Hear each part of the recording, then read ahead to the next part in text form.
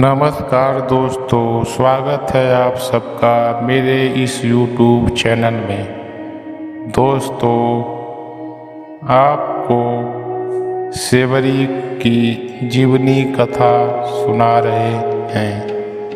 यह सेवरी की जीवनी कथा का दूसरा पार्ट है। यहाँ फुल वीडियो वॉच करें।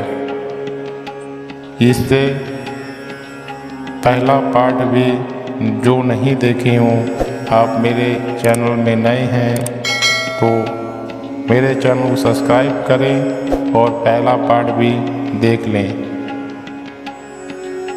आगे की कथा। एक दिन मतंग ऋषि ने सेवरी को अपने पास बुलाया। बेटी, मैं अपना देह त्यागने जा रहा हूँ। अब मेरा जाने का समय नज़दीक आ चुका है। सेवरी ने दुखी होकर बोली कि गुरु जी, आपके वजह से ही मैं यहाँ रह पा रही हूँ। आप ही चले जाएंगे तो मैं जी कर क्या करूँगी। आप अपने संग मुझे भी ले जाइए, मैं भी देह त्याग दूँगी। मतंग ऋषि ने जवाब दिया, बेटी, तुम्हें चिंता करने की कोई ज़रूरत नहीं है। इस धरती पर भगवान आ चुके हैं और भगवान ही तुम्हारी चिंता करेंगे। मतंग ऋषि ने सेवरी को भगवान राम जी के बारे में सारी बात बता दी और भगवान राम का नाम जप करने के लिए बताएं। तो सेवरी ने बोली कि मैं उन्हें कैसे ढूंढूंगी, पहचानूंगी। तो मतंग ऋषि ने बताया कि वह प्रभु श्री राम हैं। राम सारे तुम्हारे भक्ति भाव का, तुम्हारे सेवाओं का फल वहीं देंगे। तुम्हें ढूंढने की कोई ज़रूरत नहीं है। वह तुम्हें खोजते हुए एक दिन तुम्हारी कुटिया में आएंगे और तुम्हें उनके हाथों ही मोक्ष मिलेगा। तब तक तुम इसी आश्रम में रहो। इतना कहकर मतंग ऋषि ने अपना शरीर त्याग दिया। सेवरी के मन में मतंग ऋषि के जाने के बाद मन में वह भगवान श्री राम स्वयं मुझसे मिलने आएंगे। वह रोज भगवान श्री राम जी से मिलने के लिए वन से अच्छे अच्छे फूल लाकर पूरी रास्ता बिछाती और भगवान के लिए फल, बेर आदि तोड़कर लाती। भगवान श्री राम जी के बेर खाने के लिए पहले ही सेवरी चख लेती थी कि यह मीठा है कि नहीं। रोज सेवरी इसी प्रकार भगवान श्री राम जी के दर्शन को लेकर आशा में बैठी रहती। इसी तरह इंतजार में कई साल बीत गए। सेवरी का शरीर बिल्कुल ही वृद्ध हो गया था। एक दिन आश्रम के तालाब में सेवरी पानी लेने के लिए गई। तभी पास के एक ऋषि ने सेवरी को अशुद्ध कहते हुए वहां से भागने के लिए कहा और सेवरी को पत्थर मार दिया। वह पत्थर जब सेवरी को लगा तो उसे चोट लगी और खून बहने लगा। बहते हुए खून का बूंद उसी तालाब में पानी में गिर गया। तभी तालाब का पानी खून में बदल गया। यह सब होते हुए ऋषि ने देखा और सेवरी को ही डांटा और बड़ा बुरा कहा। सेवरी को ऋषि ने कहा, पापिन, तेरी वजह से सारा तालाब का पानी खराब हो गया।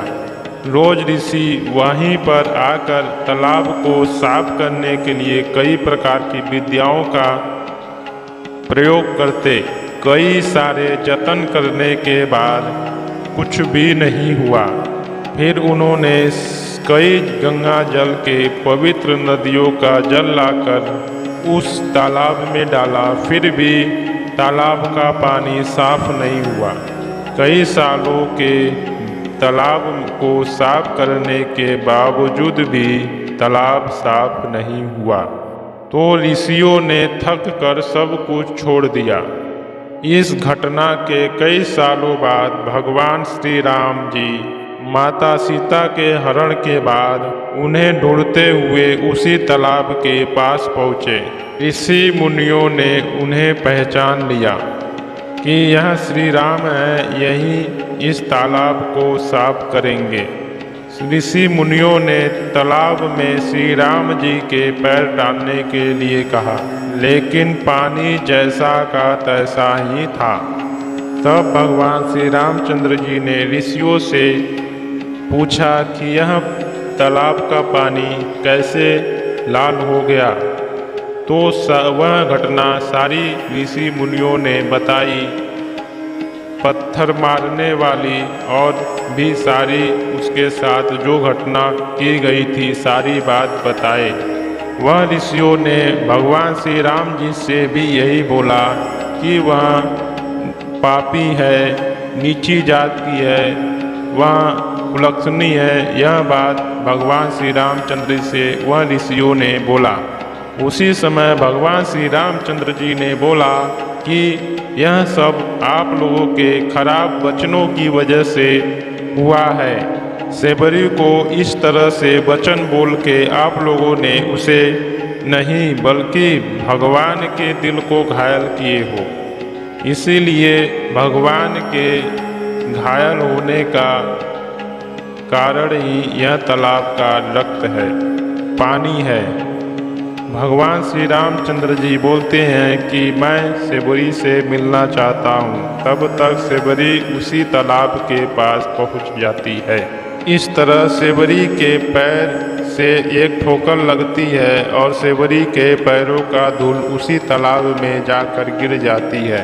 तभी सारा पानी साफ हो जाता है। भगवान कहते हैं कि देखिए, आप लोग ने क्या कुछ नहीं किया, लेकिन पानी साफ नहीं हो पाया। अभी सिर्फ इनके थोड़े से धूल ने पानी का सारा तालाब का पानी साफ कर दिया। भगवान श्री रामचंद्र जी वहाँ से थोड़ा दूर थे। सेबरी पानी लेकर वापस चली आई, पर भगवान को नहीं पहचान पाई और वह आकर सेबरी अपनी उसी द्वार पर बैठ गई। तभी भगवान श्री रामचंद्र जी और लक्ष्मण जी वहाँ पर आते हैं।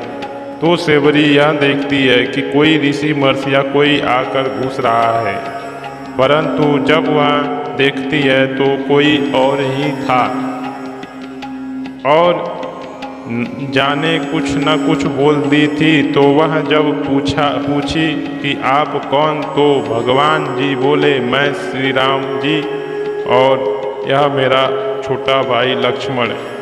तब सेबरी फूट फूट करके भगवान श्री राम जी के चरणों में पड़ के रोने लगी और उसके आंसू से भगवान जी के पैर धुल गए और सेबरी स्वागत कर भगवान श्री राम जी को अंदर ले गई और बहुत ही आदर भाव, प्रेम भाव, भक्ति भाव से सेबरी ने भगवान श्री राम जी की सेवा की।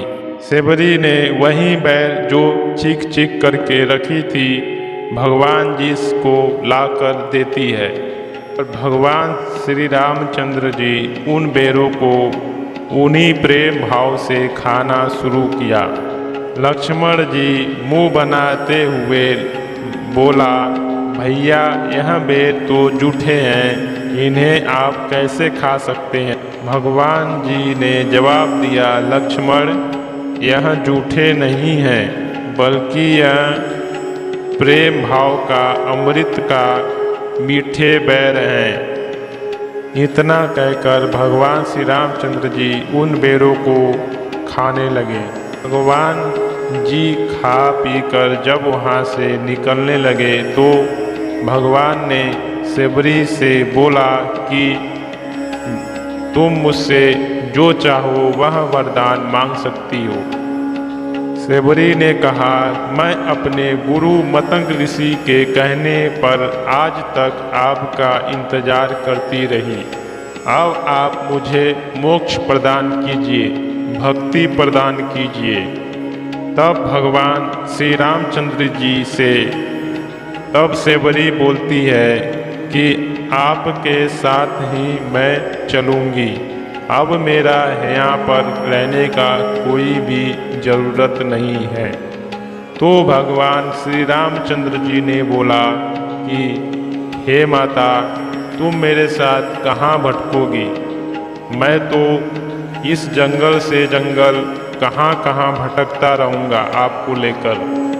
आप वरदान मांग ले कुछ, और हम अपने कार्य में अभी व्यस्त हैं। तो सेवरी माँ ने भगवान श्री रामचंद्र जी से बोला कि ठीक है, अगर आप मुझे अपने साथ नहीं ले जा सकते तो मुझे इस शरीर को त्याग करवा दो अपने सामने ही। मुझे वह भक्ति, वह ज्ञान दो और मुझे मोक्ष प्रदान करो। तब भगवान श्री रामचंद्र जी यह आज्ञा मानते हैं और वरदान देते हैं, जिससे सेवरी को नवधा भक्ति का ज्ञान देते हैं और भगवान श्री राम जी के सामने ही सेवरी अपना शरीर त्याग देती है।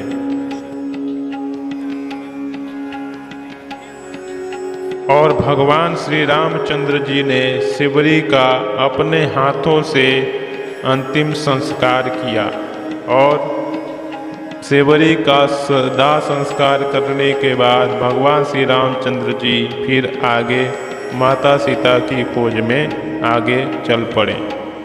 दोस्तों, यह रहा एक भक्त की संघर्ष भरी कहानी, उसकी संघर्ष की भक्ति।